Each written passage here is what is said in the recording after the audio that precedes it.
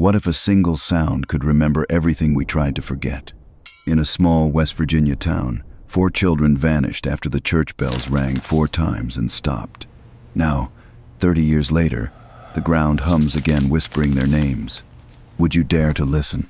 If you've ever heard something you can't explain, drop a comment below. Tell me where you're watching from, because maybe, just maybe, your town has its own echo too. Ashford Hollow, West Virginia, always felt like a place that time forgot. The mountains pressed in close, the trees whispered secrets in the wind, and the nights stretched longer than they should. Folks there didn't talk much about what lay beneath their feet, the old salt mine that closed in '49, or why no one went near the Carter farm after dark. On the 21st of June 1995, the summer heat was thick as syrup. Sheriff Henry Monroe sat at his desk, shirt damp, reading a letter his daughter Rachel had written at camp. She'd drawn a little bell in the corner, 4 rings drawn next to it. For luck, she'd written. He smiled, then heard the static crackle over the police radio. At 9:17 p.m., the power flickered across town, once, twice, 3 times, then darkness. The dispatcher's voice came through the radio, broken and panicked. 911 call just came in. Carter Farm, female voice said. Someone's here. Then the line died. Henry grabbed his flashlight, keys, and sidearm. The rain started falling just as he pulled out of the station. The road to the Carter property wound through the holler, narrow and slick with mud. The only light came from his headlights and the lightning cutting across the ridge. When he arrived, the front door hung open. The house smelled of wet wood and something faintly metallic.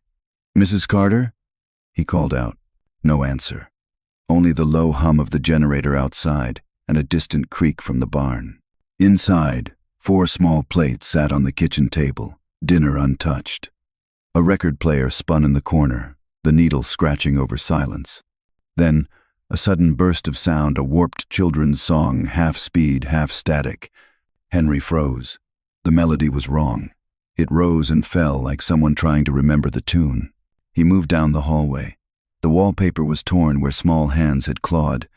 Upstairs, the children's beds were made, toys neatly lined up, as if waiting for their owners to return. He found Mrs. Martha Carter sitting in her rocker, eyes wide, hands gripping a rosary. Her voice trembled. They went outside when the lights flickered, said they heard bells down by the well. "I told them not to go, Sheriff. I told them." Henry ran out to the field. The rain was heavier now, soaking through his uniform. The old well sat in the middle of the pasture, the lid half open, the rope broken. Around it, 4 small sets of footprints circled in the mud and then stopped. No drag marks. No sign of struggle. Just nothing. A small copper bell lay cracked beside the well, mud clinging to its surface. Henry picked it up, and for a moment he thought he heard something tiny voices, whispering beneath the rain. By morning, the entire town had gathered. Search dogs, volunteers, even a news van from Charleston. They searched every acre of Ashford Hollow woods, creek, mine entrances. Nothing. Days turned to weeks. The river swelled, washing away what little evidence they'd found. Rumors filled the silence. That the Carter kids had been taken by a drifter, that Reed Whitlow, the old miner who lived near the ridge, had something to do with it, or that maybe, just maybe, the hollow itself had taken them. Henry worked himself to exhaustion. Every night he replayed the call tape static, then a faint voice, "Someone's here," followed by 4 soft chimes. 6 weeks later, the search was called off. The official report read, "Presumed abduction. Case unresolved." Henry didn't accept that. He started visiting Reed Whitlow at the edge of the woods, pressing for answers. Reed always gave the same one. "Sheriff, the ground hums when it remembers. Don't go listening too close." People stopped answering Henry's calls.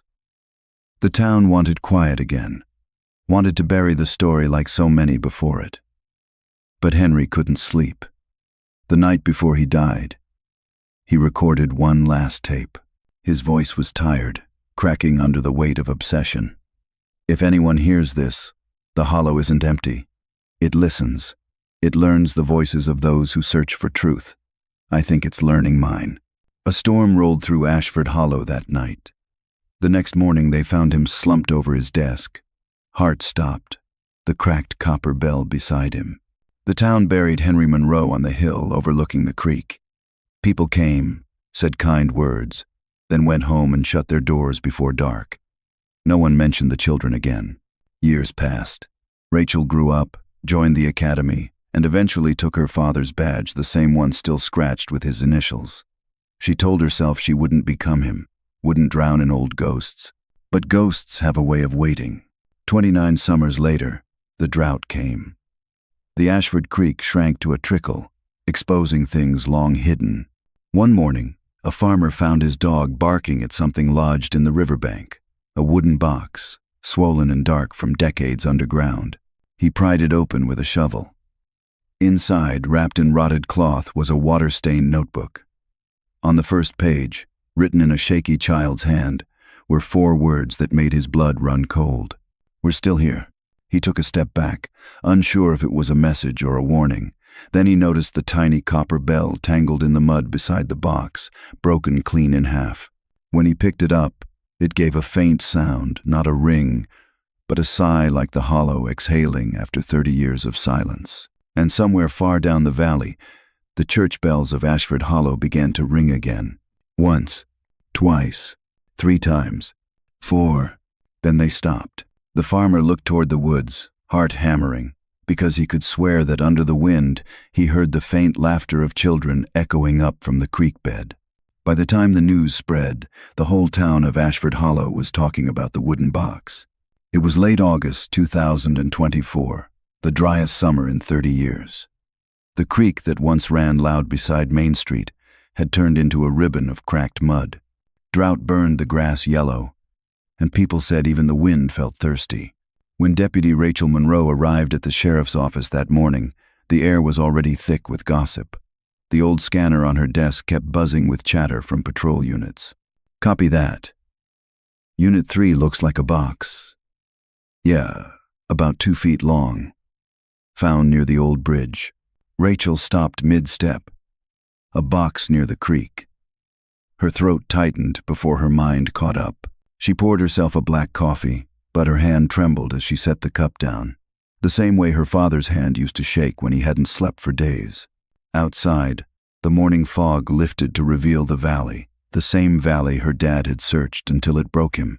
The Carter case. Nobody said it out loud anymore, but everyone still remembered. 4 kids: Matthew, June, Caleb, Lily gone without a trace in 1995. No bodies, no suspects. Just a well, a bell, and a rumor that never died. Now, 29 years later, the ground had coughed up something. At the creek site, a handful of deputies had gathered. The box sat on the tailgate of a pickup, still wrapped in damp burlap. It looked like it had been carved from local oak, heavy, swollen, black with water and age. Sheriff Conway, her superior, waved her over. "You ever see anything like this, Monroe?" She shook her head. The initials MC were faintly carved into the lid. "Could be one of the Carter kids," she whispered. "Maybe," Conway said, "but we won't jump there yet. State lab's on the way. You good?" Rachel nodded, but her stomach was tight as wire. The farmer who found the box, a broad man named Lewis Reed, stood nearby, hat in hand. His voice was low and uneasy. "Didn't look right, ma'am. The way the mud was packed around it like someone buried it on purpose. When I pried it up, I swear it sighed." Rachel studied him. "It... what?" He looked embarrassed. "Made a sound. Not a squeak, not a hiss, more like breath. I know it sounds crazy." It didn't sound crazy to her. It sounded familiar. At the lab, the forensics tech young, eager Jules Hartman took one look and said, "This thing's a time capsule." He set up gloves and masks, cutting through the burlap carefully. The smell hit first, a mix of earth, rot, and something faintly metallic. Inside was a notebook, its pages warped and brown, a rusted toy car, and a small copper bell, cracked in half. Rachel felt the air leave her chest. Hartman adjusted his glasses. "We'll need to dry these out slow. The ink might still be legible." The sheriff leaned over her shoulder. "You all right, Monroe?" She nodded, lying through her teeth. "Fine." But that night, she sat in her apartment and stared at the ceiling fan turning above her head. Her father's old recorders sat on the nightstand, still working after all these years. She pressed play. Static. Then his voice, calm, tired. "If you're hearing this, Rachel, you've already found something you shouldn't." Her heart stopped. "It's in the ground. The sound. Don't dig. Don't listen too long." The tape cut off abruptly. She sat frozen. Her father had recorded dozens of tapes in his last year, but this one she'd never heard before. Outside, thunder rumbled, but it hadn't rained in months. 2 days later, the state lab called. "Deputy Monroe, you'll want to see this yourself." Rachel drove 2 hours to Charleston. The lab smelled like disinfectant and dust. Jules met her at the door, pale-faced, holding the notebook inside a sealed sleeve. "The handwriting matches one of the Carter kids," he said quietly. "Matthew, we confirmed from school samples." Rachel felt her pulse climb. "After 29 years? Yeah, and that's not all." He opened the sleeve and pointed at the first page. The words were shaky but clear. "We're still here. Don't go near the well." A chill crawled up her arms. Jules added, "The last page looks newer. Different pen, newer paper fibers. Someone added to this years later." "What does it say?" He turned the page gently. The final entry read, "If you find this, tell Rachel." It's learning the words. That night, Rachel drove back through the mountains with her windows down, letting the cold air slap her awake. Her mind spun. Who wrote that message? How did they know her name? When she reached the edge of town, she slowed near the old Carter property. The fence was broken, the house half collapsed, moonlight spilling through what used to be the living room window. She parked and got out. The air smelled like dry hay and dust, but beneath it, faintly salt. Her flashlight beam swept across the yard. The well was still there, covered with a warped wooden lid. She hesitated, then stepped closer. Something glittered at the edge of the stones. She crouched and picked it up, a glass marble, swirled blue and white, a child's toy. She turned it over in her palm, remembering the evidence photos from her father's file. Caleb Carter had one just like it. Rachel swallowed hard, her heart thudding in her ears. She placed the marble in her pocket and started to turn away, then stopped. The wind shifted, carrying a sound she hadn't heard since she was 11. Ding, then silence. Ding. Another pause. 4 chimes, slow and deliberate, drifting through the dry air. Her breath caught. No church bells had rung in Ashford Hollow for decades. The tower collapsed years ago. She spun toward the hills, flashlight trembling, scanning the tree line, nothing but the empty dark. Still, the 4th chime hung there, soft, lingering, impossibly close, like it was coming from right beneath her boots. She stepped back from the well, pulse hammering, whispering to herself, "It's just wind, just the wind." But as she turned to leave, something else followed, the faintest echo of children's laughter rising from the dry earth. Rachel froze. The marble in her pocket grew warm against her palm, and from somewhere deep below, she thought she heard her father's voice, muffled but certain, whispering the same words he'd left on that old tape. "Don't dig." Morning came to Ashford Hollow, gray and breathless, the kind of light that made the whole town feel like it was holding its breath. Deputy Rachel Monroe hadn't slept. The marble she'd found at the Carter well sat on her kitchen table, next to her badge, gleaming faintly blue under the thin dawn. She couldn't shake the feeling that it was warmer than it should be. By 7 a.m., she was already back at the station. Sheriff Conway noticed the circles under her eyes. "Jesus, Monroe, you look like you wrestled thunder all night." "Just restless," she muttered. He handed her a manila folder. "State wants us to reopen the Carter case officially. I'm assigning you lead investigator. You've got a personal connection, use it." Rachel's throat went dry. "Personal connection? Your dad. You know the terrain. You know the people. Hell, half this county still talks about what he found or what he didn't." She nodded, quietly closing the folder. The last thing she wanted was to dig up her father's ghosts. But apparently, the ground had already done that for her. At 9:30, She drove out to the old Carter property again. The farmhouse looked even smaller in daylight, its windows black with mildew, porch eaten by vines. The once green fields around it had turned brittle gold from the drought. As she crossed the yard, she saw tire tracks fresh. Someone had been here after her. She crouched, brushing a hand across the mud. Two distinct tread patterns, one from a county vehicle, the other older, narrower, maybe a pickup. She rose slowly, hand resting on her holster. Anyone out here? No answer. Just the groan of the wind pushing through the porch boards. Rachel stepped inside the house. The smell of rot and dust hit her immediately. Light filtered through holes in the roof, slicing the darkness into ribbons.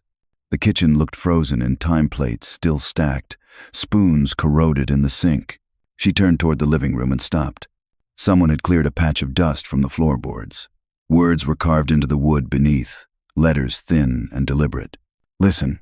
A shiver crawled up her spine. The floor creaked behind her. She spun, gun drawn, but saw nothing, just the slow sway of the torn curtains. Then, faintly from the hall, click, click, click. She followed the sound, each step measured. It led her to the children's bedroom. Toys still lined the shelf-faded dolls, a cracked baseball glove, a rusted toy car. The sound came from the record player in the corner, the same one her father had written about in his case notes. It was spinning again. She unplugged it. It kept spinning. The needle dropped, and a faint child's voice came through, distorted, but clear enough to turn her blood to ice. We're still here. The record slowed, warped, then stopped.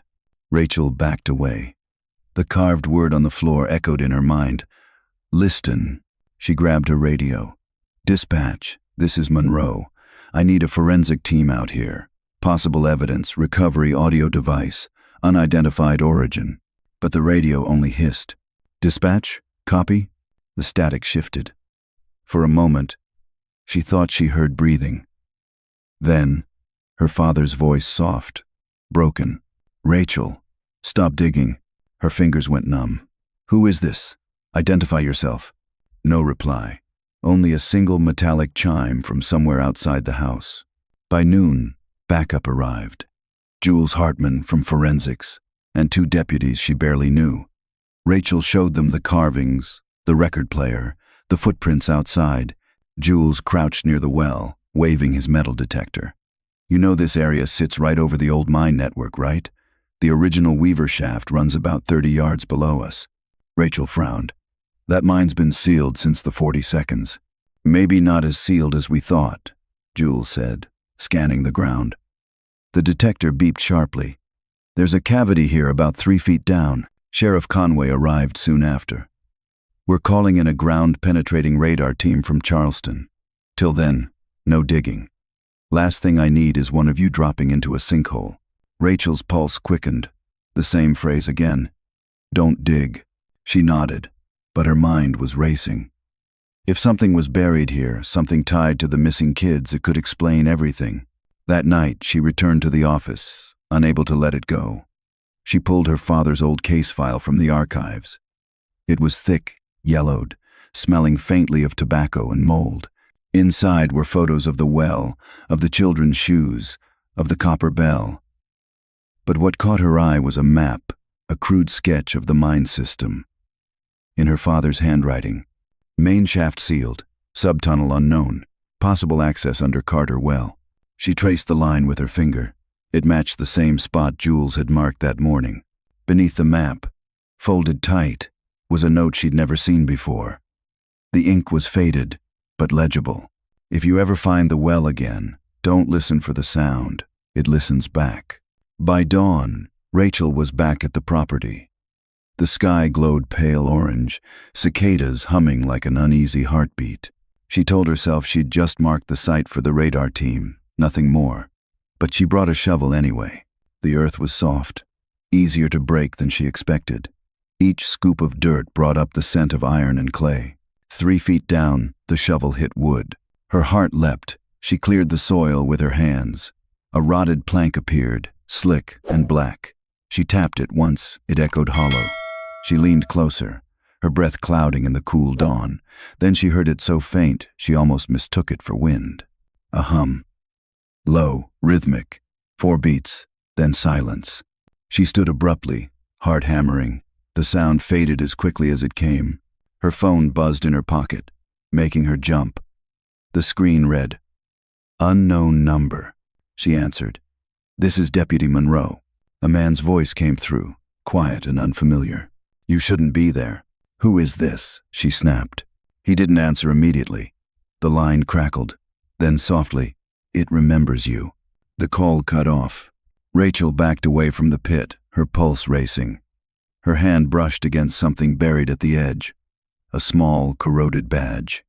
She lifted it slowly. R. Monroe. Her father's. Her knees gave out, and she dropped to the ground, staring at the badge caked in mud. "No," she whispered. "They buried him here?" But before she could move, a shadow passed across the ground beside her, a figure standing at the edge of the trees. "Hey!" she shouted, hand reaching for her weapon. The figure didn't move. The light caught its face for half a second, pale, hollow-eyed, wearing what looked like an old deputy's uniform. Her father's. Then it was gone. She staggered backward, breathing hard, flashlight trembling. The woods were silent again. The hum had stopped. Rachel grabbed the badge and stumbled to her truck, mud clinging to her boots. She threw the shovel in the bed, slammed the door, and gunned the engine. As the headlights sliced through the trees, the radio crackled to life. "Deputy Monroe," her father's voice. "You were never supposed to find me." The headlights flickered, the radio whined with static, and for just 1 second every light in the valley went out. When they came back, the badge on her dashboard was gone. Only the faint echo of 4 soft chimes lingered through the static. Rain finally came to Ashford Hollow, but it didn't feel like mercy. It fell in thin, restless sheets that turned the dust to blood-colored mud, washing old things to the surface, roots, bones, and memories that had been buried too long. Deputy Rachel Monroe sat in her truck outside the Carter property, windshield wipers ticking a slow rhythm. She hadn't slept in 48 hours. Her father's badge, the one she swore she saw disappear, was now sitting quietly on the passenger seat. Dry, clean, polished. It looked exactly the way it did the day they buried him. She touched the metal. It was warm again. Back at the sheriff's office, Sheriff Conway was waiting, his jaw tight. "Monroe, I told you no solo field work. You dug up that site without clearance." "I found evidence," she shot back. "You found trouble," he said. "You're off the Carter case until further notice." Rachel stared at him. "You're suspending me for doing my job?" "I'm suspending you because you're starting to sound like your father," Conway said, softer now. "And we both know how that ended." She clenched her fists, fighting the urge to shout. Instead, she turned and walked out into the rain. The badge in her pocket burned against her leg like a secret. That night, she drove without thinking, headlights slicing through the storm. The town was empty. Curtains drawn, doors locked, lights flickering behind old glass. When she reached the ridge road, she slowed. Through the veil of rain, she saw a man standing by the tree line. He wore a deputy's jacket. Her heart stuttered. "Dad," she whispered. The figure didn't move. He was facing the woods, head tilted slightly as if listening to something deep in the rain. Rachel stopped the truck, stepped out, and shouted, "Sir, identify yourself." Lightning flashed, and the man was gone. She scanned the tree line, pulse pounding. Then she saw it. A faint glow deeper in the woods, flickering like a lantern swinging from a hand. She hesitated only a second before following. The woods swallowed her whole. The rain dulled to a mist. The world narrowed to the beam of her flashlight and the rhythm of her boots on wet soil. The deeper she went, the stronger the smell of salt became. Not ocean salt, this was sharper, like iron and stone. The light she'd seen flickered again, 20 yards ahead. She crept closer until she realized it wasn't a lantern at all. It was an old flashlight, propped upright on a log, still on after who knows how long. Beside it lay a raincoat, her father's initials stitched inside the collar. H.M. Rachel swallowed hard, reaching down to pick it up, Something slipped from the pocket, a cassette tape sealed in a plastic bag. The label read, "The 15th of July, 1995 Field Audio." Her hands shook as she slid the tape into her recorder. Static. Then her father's voice, weary but determined. "We sealed the well today. Avery says it's done, but I keep hearing them in the trees. Not the kids, the echoes of them. Whatever's down there learned their voices. If I don't make it home, tell Rachel. She's not hearing ghosts. She's hearing what the ground remembers." The tape clicked off. Rachel stood frozen in the rain, her father's voice still buzzing in her skull. Then, from somewhere ahead, she heard branches cracking slow, deliberate footsteps. "Who's there?" she called. No reply, only the sound of movement circling her. She swung her flashlight, catching glimpses between the trees, a sleeve, a boot, the edge of a star-shaped badge gleaming in the dark. Her breath caught. "Dad?" The light flickered again, and the figure stepped halfway into view. He looked like her father, same frame, same eyes, but his skin was pale as ash, lips bloodless. His head tilted the way she'd seen before, listening. Then he smiled too slow, too wide, and raised one finger to his lips. "Shh." Rachel stumbled backward. "You're not him." The figure cocked his head, voice soft and wrong. "You dug too deep, Rachel." Lightning tore the sky open, and he was gone again. Her radio crackled to life, loud in the silence. "Monroe, this is Avery. You copy?" She pressed it to her mouth, relief flooding in. "Paul, thank God. I found something, my father's tapes." "Slow down," Avery interrupted. His tone was sharp. "Where are you right now?" "In the woods near the Carter site." "You won't believe what Avery cut her off. "Rachel, get out of there. Now." "What? Why?" "Because Henry told me once, if you ever hear his voice in the hollow, it's not him anymore." The radio went dead. Rain hammered harder now, drowning every other sound. Rachel turned toward the faint glow of her truck through the trees, heart racing. But something was following slow, steady steps in the mud. She broke into a run. Branches tore at her arms, roots caught her boots, but she didn't stop. The air buzzed with low vibrations, that same 4-beat hum she'd heard near the well. When she burst from the tree line, she slammed into someone, Avery. He grabbed her shoulders, soaked and shaking. "Jesus, you look like you've seen a ghost." She gasped. "Maybe I have." Avery's eyes flicked to the tape in her hand. "Where did you get that?" "Out here." He left it. Avery looked like he wanted to speak, but didn't. Instead, he said, "Get in the truck." They drove in silence back toward town, rain blurring the windshield, the wipers squealing in protest. Rachel clutched the tape, her mind a tangle of fear and questions. Finally, she said, "You were with him that night, weren't you?" "The night they sealed the well." Avery's knuckles whitened on the steering wheel. "Yeah, we thought we were stopping it. We were wrong." "What was it?" He stared straight ahead. "I don't know. Something old. Something that listens." Back at the office, Avery poured them both coffee, though neither drank. He spread the map of the mine network across the desk. Henry believed the sound, the humming, wasn't just echoes. It was coming from a lower chamber, a place that wasn't on any official record. Rachel traced the same line her father had drawn all those years ago. "Under the Carter." "Well," Avery nodded.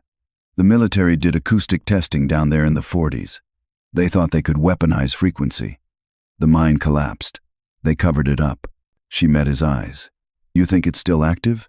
"I think it never stopped." The storm outside deepened, thunder rolling like something alive underground. Rachel felt the floor vibrate beneath her boots. "Do you feel that?" Avery went still. The coffee cup rattled on the desk. Then came a faint sound through the ceiling vent, soft and far away but unmistakable. Ding, ding, ding, ding. 4 chimes.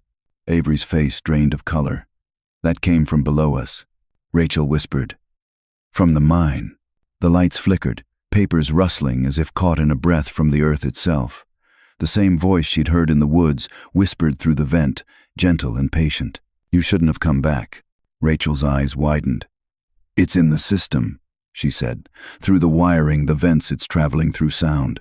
Avery reached for the tape recorder. "We need to find the source before it finds us." But the recorder clicked on by itself. Henry Monroe's voice played, calm and quiet.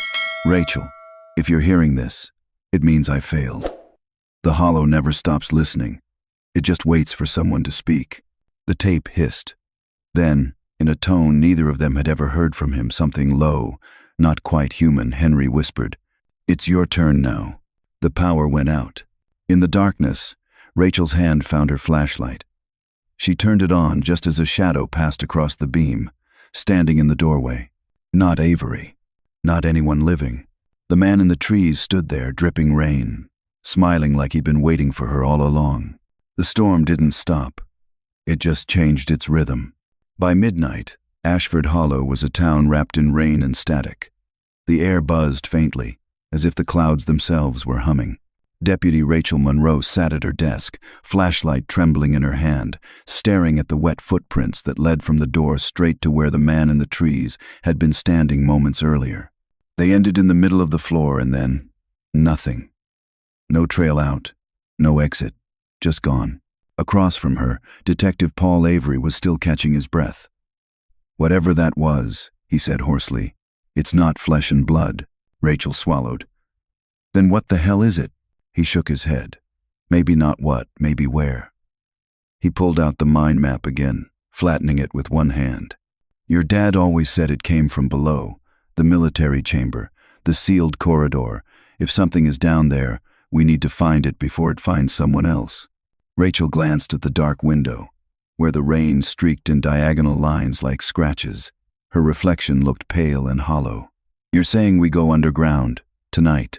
Avery gave a grim nod. "Before the rain fills the shafts again." By 2 a.m., they were parked beside the Carter field, headlights slicing through the mist. The old well stood in the center like an open throat. Avery opened the tailgate, pulling out climbing gear and flashlights.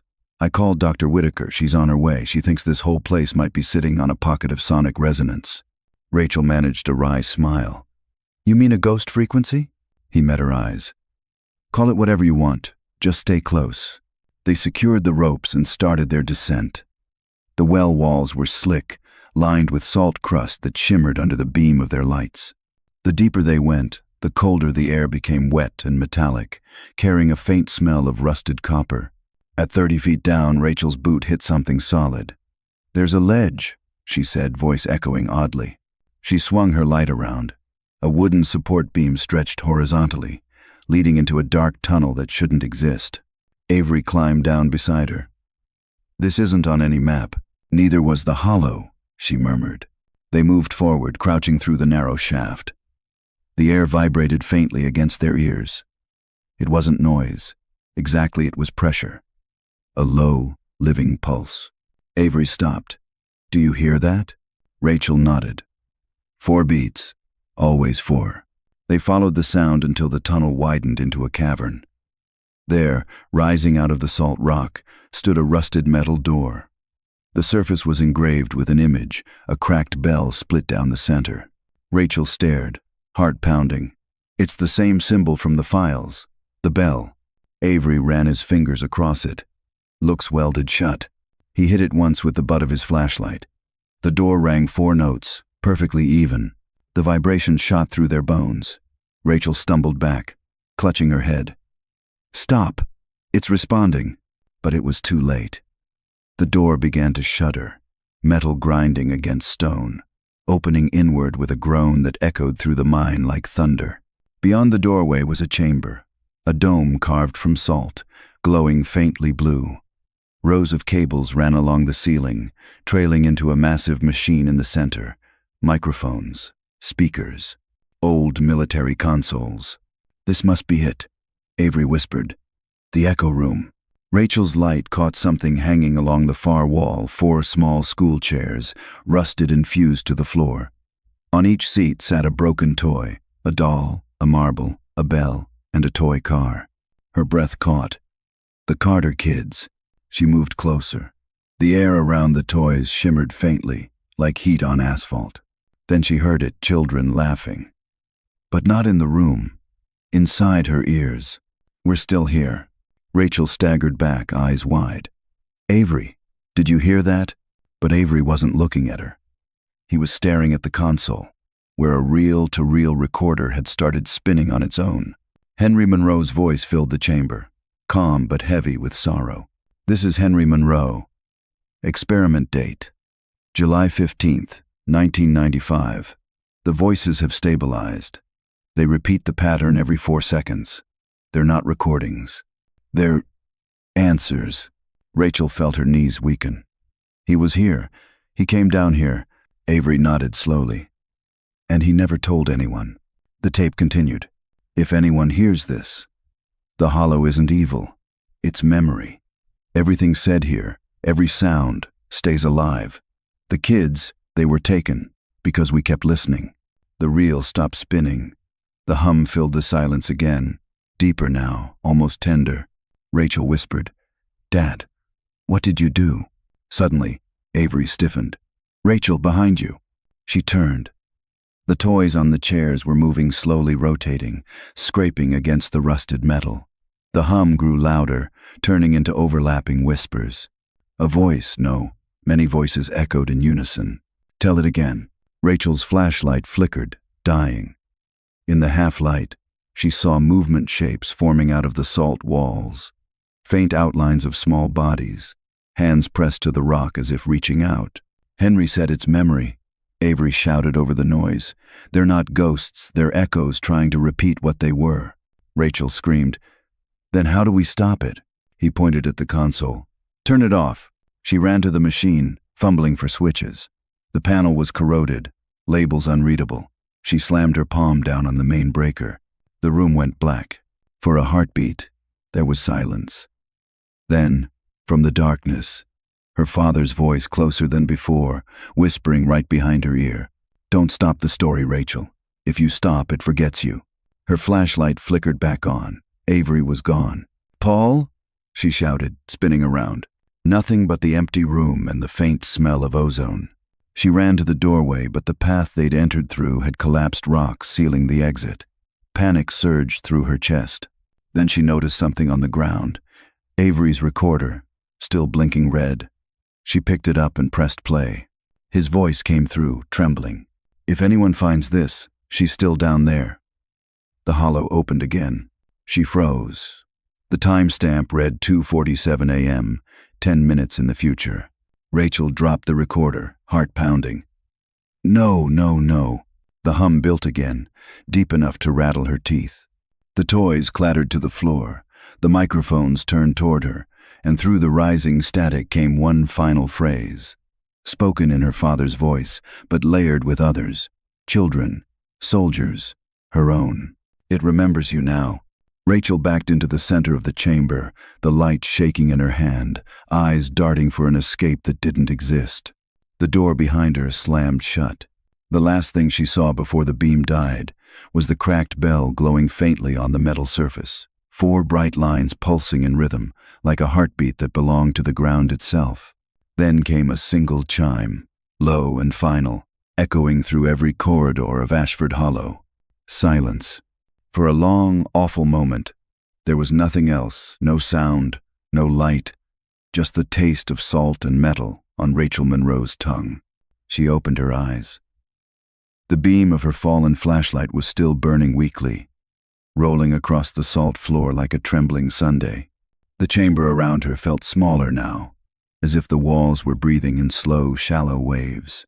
Rachel swallowed, her throat raw. "Paul?" No answer.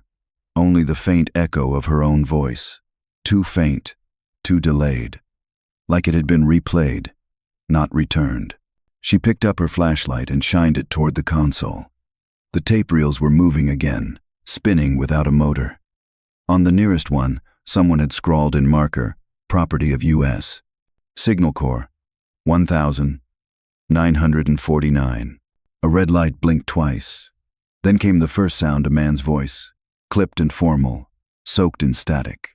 "Project Bellwill, day 12. Resonance stable at 13.9 Hz. Audible response from chamber confirmed. Subject vocalizations continue despite termination of power." Rachel frowned. "Subject vocalizations?" Another voice, female, frightened, younger. "Sir, they're copying us. Every word we say they repeat it back." Then the man again, Urgent now. Shut it down. A metallic screech filled the room, and the tape snapped. Rachel killed the flashlight and stood perfectly still. In the dark, she could hear it again, the low hum, pulsing like the earth had a heartbeat. 4 beats. Pause. 4 beats. Her father had said it once on tape. The ground hums when it remembers. Now she understood what he meant. She crouched beside the machine, tracing the old cables with her fingers. They vanished into the salt wall, merging like roots into the rock. Something about the hum changed as she touched the wire. It rose slightly, almost like a question. She whispered, "What are you?" The hum answered, rising and falling, mimicking her voice. Then, faintly, a whisper layered within the vibration. "We are what's left." Rachel froze. Left of what? You. A shock ran through her chest. It wasn't just one voice now, it was dozens, layered, male and female, child and adult, all of them speaking together, softly, like a choir of memory. "You built this place. You made us listen. We only became what you forgot." She staggered backward. "You're not real. You're recordings." "Then stop listening." She turned and slammed her hands over her ears, but the voices didn't stop. They were inside the air, inside the walls. Rachel. Henry. Monroe. It's all the same story. The chamber lights flickered on, one by one, bathing the room in a soft white glow. There was movement behind the console figures forming from mist and salt dust. Shapes of people in uniforms, miners with lanterns, children holding hands, none of them solid, all of them shimmering like projections made of sound. At the center, she saw him, Henry Monroe, her father. He looked just as she remembered him the day they buried him, tired, kind, eyes full of sorrow. "Dad?" she whispered. He smiled faintly. "You shouldn't have come here, honey." Tears welled in her eyes. "I had to. You left too many questions." He shook his head. "No, I left you peace, but you dug through it. You were part of this," she said, voice breaking. "You knew about the experiment, about the kids, about the voices. I tried to stop it," he said quietly. "But the hollow doesn't forget. It takes what it's given, grief, guilt, love, and keeps it talking." She took a step closer. "Then help me shut it down." Henry's face softened. "You can't shut off memory. You can only decide what to remember." The hum deepened, shaking dust from the ceiling. The figures around them flickered violently, distorting into twisted echoes of themselves. "Tell it again," the voices said. Henry turned to them, shouting, "Enough!" The sound that followed cracked the air like lightning. The entire room pulsed bright white. When Rachel opened her eyes, her father was gone again. Only one of the microphones remained lit, its wire glowing faintly red. Dr. Ellen Whitaker's voice broke through Rachel's earpiece. "Rachel, can you hear me? We're picking up seismic interference from your coordinates." Rachel gasped in relief. "Ellen, I'm underground near a large chamber, Project Bellwell. There's machinery down here. It's alive." Whitaker hesitated. "Alive?" "It's reacting to sound." "To me." Whitaker's tone changed scientific, but trembling. "That would align with what we found in the Signal Corps records. They tested resonance fields on buried salt caverns. The waves created an echo feedback loop that amplified emotional frequencies, fear, grief, pain." Rachel's breath quickened. "You're saying this place feeds on emotion?" "In a way," Whitaker said. "It records it, then replays it, over and over, like a living archive." Rachel looked around the chamber, the toys, the chairs, the microphones. "Then those kids, they were caught in the loop," Whitaker said softly, frozen between sound and silence. Rachel pressed a hand against the cold console. "Then I can't leave them here." "Rachel, listen to me," Whitaker warned.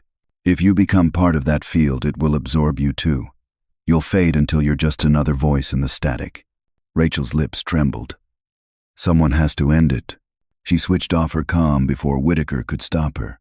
She crossed the room to the console again. One lever remained untouched, painted yellow, labeled in faded black. "Emergency purge, acoustic reset." Her father's handwriting marked beside it, only in silence. Rachel wrapped her fingers around the lever. "All right, Dad," she whispered. "Then let's make it quiet." She pulled. The hum exploded into a roar. Every microphone burst to life, every speaker trembling with the cries of hundreds of voices. The lights went wild, flickering faster and faster. She dropped to her knees, covering her ears as the chamber filled with sound, children screaming, men shouting, her own voice echoing back at her in loops. "Don't dig. Don't dig. Don't dig." Rachel screamed, "Stop!" And the sound cut out like someone flipped a switch. Silence fell again, complete, heavy, unnatural. For the first time since she'd entered, the chamber was truly quiet. Her flashlight flickered once more and died. In that stillness, a single voice spoke, not through the speakers, not through the air, but from inside her own mind. "Thank you." Rachel felt warmth spread through her chest. The figures around the room dissolved into mist. The toys fell still. Then, one by one, the microphones dimmed. The hum faded to nothing. She looked down at the floor, where the salt dust was rearranging itself, forming words. "Leave. It's done." Her body trembled with exhaustion. She stumbled toward the sealed door. The metal, once fused shut, now hung open, cold air rushing in. Rachel climbed through, scraping her palms on the rock. The tunnel behind her began to collapse, sealing itself in a slow avalanche of dust. She crawled upward until she saw daylight, a thin line cutting through the earth. When she broke the surface, the rain had stopped. Dawn was breaking over Ashford Hollow, soft and gold, as if the world had exhaled after a long nightmare. She lay on the wet ground, gasping, staring at the sky. The air was silent. No hum, no chime, no whispers, just birdsong. Her radio crackled once. "Rachel? Rachel, it's Whitaker. Are you alive?" Rachel smiled faintly. "Barely. But yeah, it's over." God," Whitaker breathed.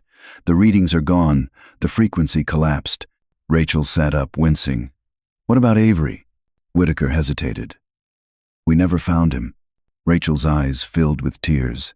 "He said it was memory. Maybe he's part of it now." "Come home," Whitaker said gently.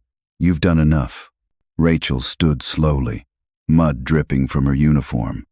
In the distance, the sun rose over the hills, lighting the quiet town below. She whispered to the wind, "Rest now, Dad." Ample. Then, faintly, almost too soft to believe, a single chime rang through the morning air. Ding. Rachel froze. Her father's voice drifted on the breeze, distant but warm. "Some memories don't fade, sweetheart. They just wait to be told again." By the time Rachel Monroe made it back to Ashford Hollow, the town looked half awake and half haunted. The storm had finally passed, leaving puddles that reflected the morning sun like shards of broken glass. The air was too quiet. No humming, no echo, just the brittle sound of a place that didn't quite believe the silence was real. Rachel parked in front of the sheriff's office, her uniform caked with mud, her eyes hollow. Inside, Dr. Ellen Whitaker was waiting, a thermos of coffee in one hand, a map of seismic readings spread across the desk. Whitaker's first words were soft, almost afraid to disturb the stillness. "You made it out." Rachel sank into the chair opposite her. "Barely. You shut it down." "I didn't shut it down," Rachel said quietly. "I gave it peace." The older woman studied her for a long moment. "There's something you should see." She turned the laptop toward Rachel. The screen displayed a frequency graph flat for the first time in weeks until one spike appeared at dawn, 4 sharp beats. Rachel's stomach tightened. 4 chimes. Whitaker nodded. Just one burst. Then nothing. "Maybe it was saying goodbye. Or maybe it was saying it's not over," Whitaker said. The two women sat in silence, the weight of those words stretching thin between them. Finally, Rachel whispered, "If you'd been there, you'd have heard it." The voices, they weren't angry. They were tired, like people waiting too long to be remembered. Whitaker rubbed her temples. "You realize how impossible that sounds?" Rachel gave a weary smile. Impossible doesn't mean untrue. Later that afternoon, Whitaker insisted Rachel rest, but Rachel couldn't. The town was too still, too brittle. She walked through Main Street, watching sunlight glint off the diner windows. People nodded at her, murmured, "Glad you're back," but their eyes skittered away. Ashford Hollow had learned long ago not to ask questions it didn't want answered. She passed the old church, the one whose bells hadn't rung in decades, and stopped. The bell tower was gone, but the base remained, cracked and blackened. For a heartbeat, she thought she heard faint laughter, but it was only the wind whistling through broken glass. Inside, the air smelled of dust and mildew.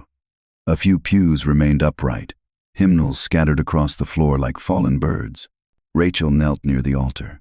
Her fingers brushed something lodged between the boards, a cassette tape wrapped in brittle plastic. Her breath caught when she saw the label, "For Rachel, the 16th of July 1995. She sat down right there in the dust, her pulse pounding, and slid it into her portable recorder. Her father's voice came through, warm and alive, like he was sitting right beside her. "If you're hearing this, kiddo, then I didn't make it back. I'm sorry for that. But I need you to know something. None of this was your fault. Not the well, not the hollow, not me." He paused, the faint creak of his chair audible in the background. "I used to think evil was noise, chaos, confusion. But I learned that real evil is silence, the kind that comes when nobody's willing to remember. Promise me, Rachel, you'll remember." Her vision blurred with tears. "If they ever find me, let me stay where I am. I'll keep watch from the quiet. Love you, sweetheart." The tape ended with the faint sound of a bell. 4 rings. Rachel pressed the recorder to her chest, sobbing quietly. "Love you too, Dad." That night, she couldn't sleep.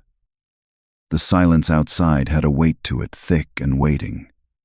She stared at the ceiling fan, turning slowly, shadows slicing across her face. At 2:14 a.m., her phone buzzed on the nightstand. Unknown number. She hesitated, then answered. "Deputy Monroe?" The voice was young, trembling. "Who's this?" "This is Jules Hartman, from Forensics. You told me to analyze that box we found in the creek, remember?" Rachel sat up. "Yeah. What about it?" "I ran a resonance test on the wood in the notebook. There's something weird. The ink has trace metallic compounds, like it absorbed vibration over time. When we amplified the signal..." He stopped. "What happened, Jules?" A long pause. Then whispering, "It started talking." Rachel's blood ran cold. "Talking? I recorded it. I'll send you the file." The line went dead before she could reply. Seconds later, a message came through. An audio clip. Rachel pressed play. At first, only static. Then, faint but unmistakable, a child's voice whispering through the distortion. "Rachel, it's not finished." Her hands shook. By morning, she was back at the lab in Charleston. Jules was waiting in the doorway, pale, eyes rimmed red from no sleep. He pulled her into the soundproof testing room. "Listen to this." He played the clip again through high-resolution speakers. The whisper was clearer, now layered, multi-dimensional, almost melodic. "It's not finished. The story hums." Rachel's pulse raced. "That's one of the Carter kids' voices. Lily." Jules nodded. "I checked the spectrogram. The waveform pattern matches your father's last tape exactly. It's the same frequency." Whitaker burst through the door, holding a folder of printouts. "I ran the math. The pattern reappears every 11 hours, in perfect intervals.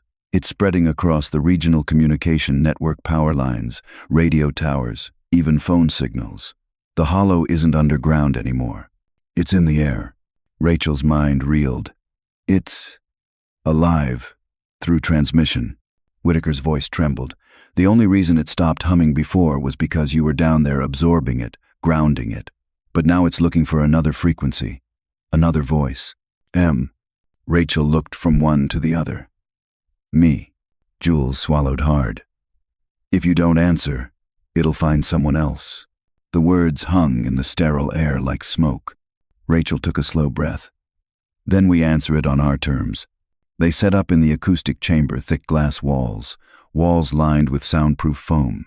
Whitaker calibrated the frequency generator while Jules patched Rachel's recorder into the amplifier. Rachel sat in front of the microphone, the copper bell from the box resting on the table beside her. Whitaker's voice crackled through the intercom. "You don't have to do this." "Yes," Rachel said, steady now. "I do." The lights dimmed. The speakers hummed. Rachel leaned toward the microphone and whispered, "Ashford Hollow. I'm listening." At first, nothing. Then, slowly, the hum returned faint, familiar, pulsing like breath. "Rachel Monroe," the voice murmured, layered in tones human and not. "You remember us." "I do." "Then finish it." Rachel swallowed hard. "You want the story told?" "Fine. Here it is." She began to speak calm, measured, her voice filling the chamber. She told the story of the town, of the mine, of the children, of her father.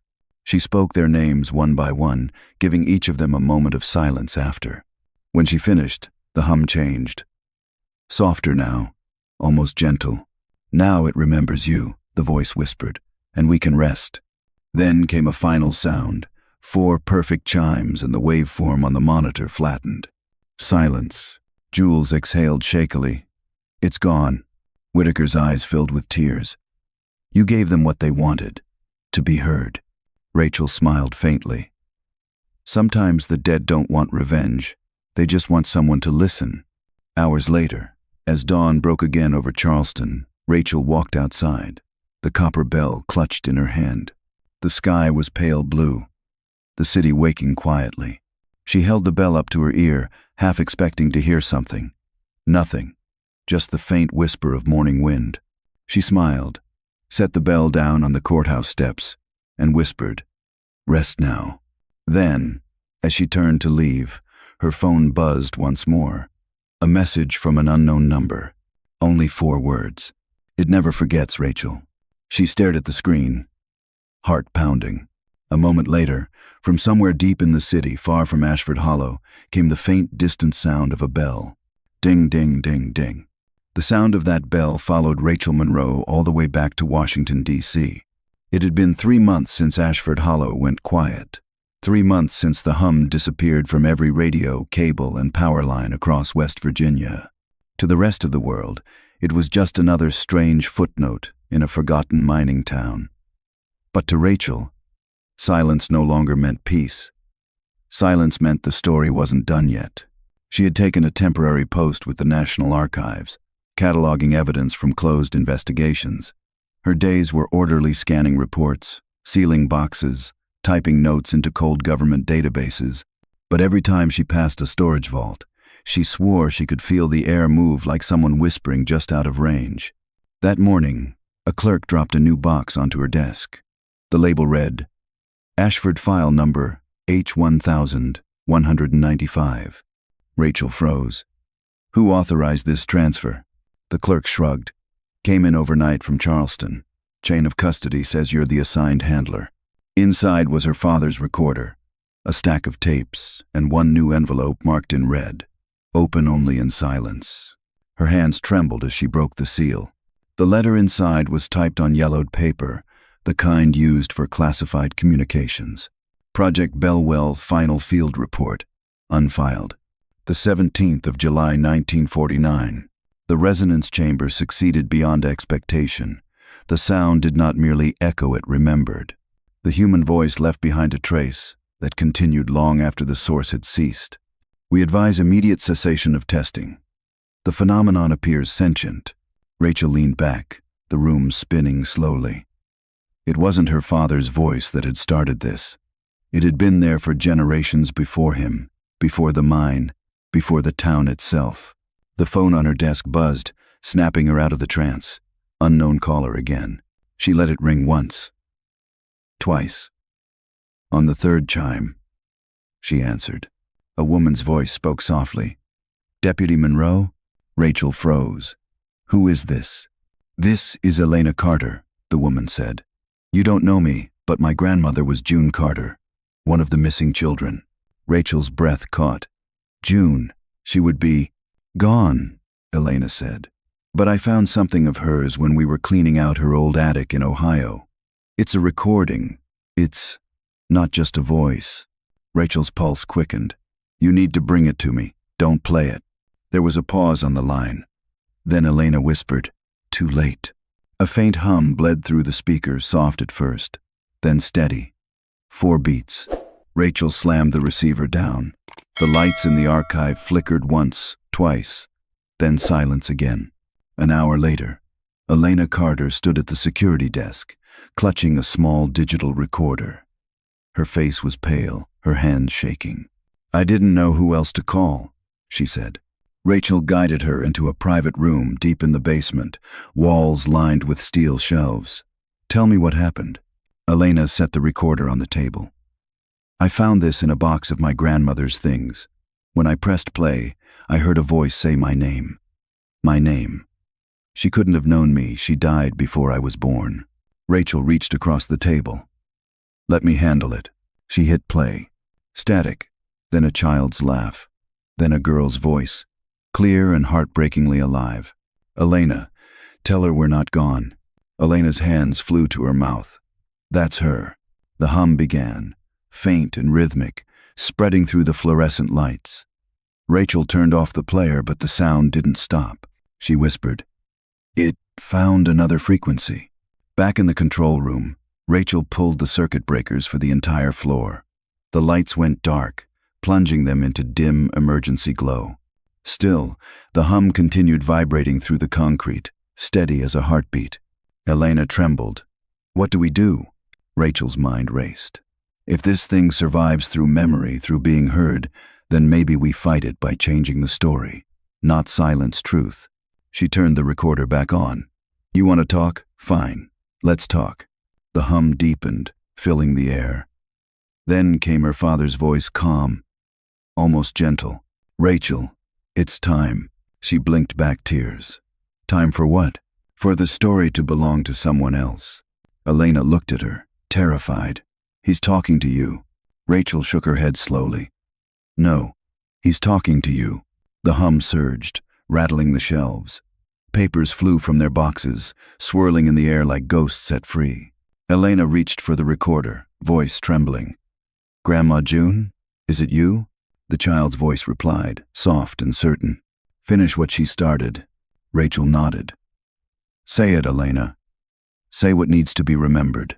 Elena took a deep breath, eyes glistening. 4 children went missing in 1995, but they were never truly gone. They became the echo. They became the warning. The hum softened, wrapping around her words like wind through trees. Rachel whispered, "You're changing the pattern." Elena's tears spilled over. "Then let it end with me." She pressed stop on the recorder. The hum stuttered, then faded to nothing. The silence that followed wasn't heavy this time. It was whole. 3 days later, the National Archives sealed the entire sublevel. The incident was logged as a seismic malfunction. No one outside the department ever knew what really happened. Rachel filed her final report under Historical Resonance Phenomenon, closed. Elena left Washington the next day, carrying only a small box containing her grandmother's photo and the now-dead recorder. Before she boarded her train, Rachel met her at the station. "You did it," Rachel said softly. "You gave them peace." Elena shook her head. "No, we did. But tell me something, does it ever stop calling you?" Rachel looked toward the departing train, the hum of its engine merging with the wind. "No, it just gets quieter." Elena nodded, clutching the photo to her chest. "Then I'll keep it quiet." She boarded, disappearing into the blur of morning travelers. That night, Rachel returned to her apartment overlooking the Potomac. The city lights shimmered on the water, endless and indifferent. She poured herself a glass of whiskey and turned on the old radio her father had restored decades ago. Static, then faint jazz. She smiled faintly, letting the warmth spread through her chest. But as she turned the dial, the static shifted an old familiar rhythm beneath the music. Ding, ding, ding, ding. Her smile faded. "You never really leave, do you?" The voice that answered wasn't frightening this time. It was her father's, gentle and proud. "No, sweetheart, we just wait for someone to listen." Rachel closed her eyes, tears slipping down her cheeks. "Then I'll keep listening," she whispered, "but I won't let it haunt us anymore." The radio grew quiet again. Outside, the city lights flickered once, as if nodding in agreement. Weeks later, deep in the archives, a technician logged a new entry. Audio file #417, the Ashford Hollow collection. He pressed play to check the transfer. At first only static. Then Rachel's calm, steady voice. "My name is Rachel Monroe.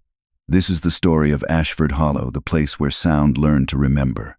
The hum returned faintly in the background, rhythmic and soft, not menacing but steady, like a heartbeat.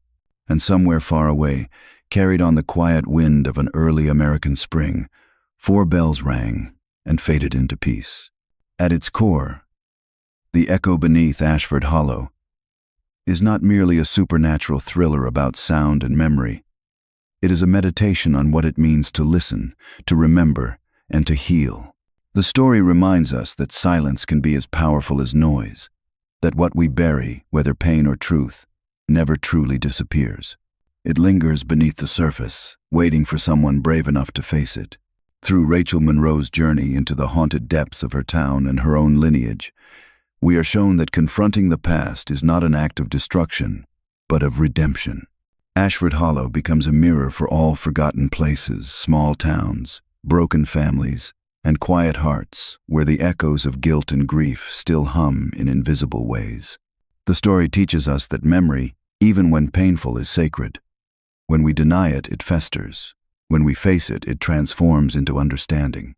Rachel's decision to listen instead of silence, the hollow becomes a powerful symbol of empathy. The idea that every story, even one filled with sorrow, deserves to be heard.